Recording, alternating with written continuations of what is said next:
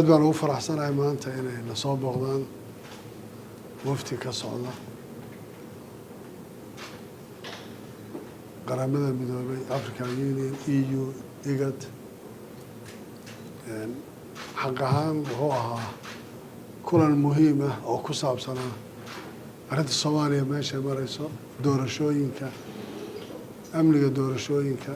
horumarka iyo waddanka maanta xaaladiisu meesha marayso in badanna waanu iskaga afgaranay in maanta xalka Soomaaliya ay tahay in la dedejiyo doorashada si looga gudbo caqabadaha taagan waxaan ka wada hadalnay waxaa ugu muhiimsan inay tahay in la ilaaliyo kootada dumarka oo ay muhiim tahay inay haweenku helaan xuquuqda ay leeyihiin waxaan aada uga wada hadalnay in dowlad goboleedyada iyo dowladda federaalka National Security Councilka mar walba uu isugu yimaado wada hadal laga wada hadlo arrimaha doorashooyinka iyo kolba xaaladdu meesha marayso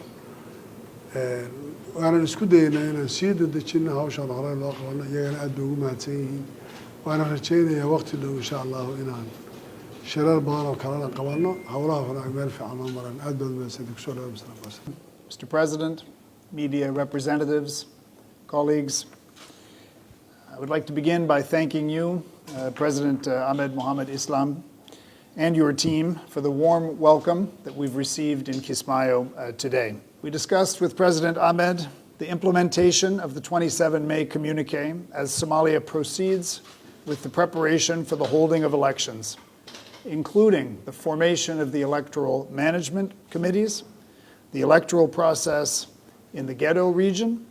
the management of election security,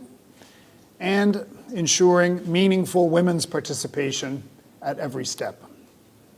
We urge all Somali leaders to honor the commitments that they made regarding the minimum 30% representation of women on the electoral committees and in holding seats in both the upper house and House of the People. The inclusion of women, youth, and underrepresented groups in the electoral process is important, not only for the holding of peaceful and credible elections, but also to ensure inclusive and sustainable peace building. Once again, Mr. President, our sincere appreciation for your hospitality today. We look forward to working together with you, your team, and the people of Jubaland as Somalia advances to hold this electoral process. Thank you very much, sir.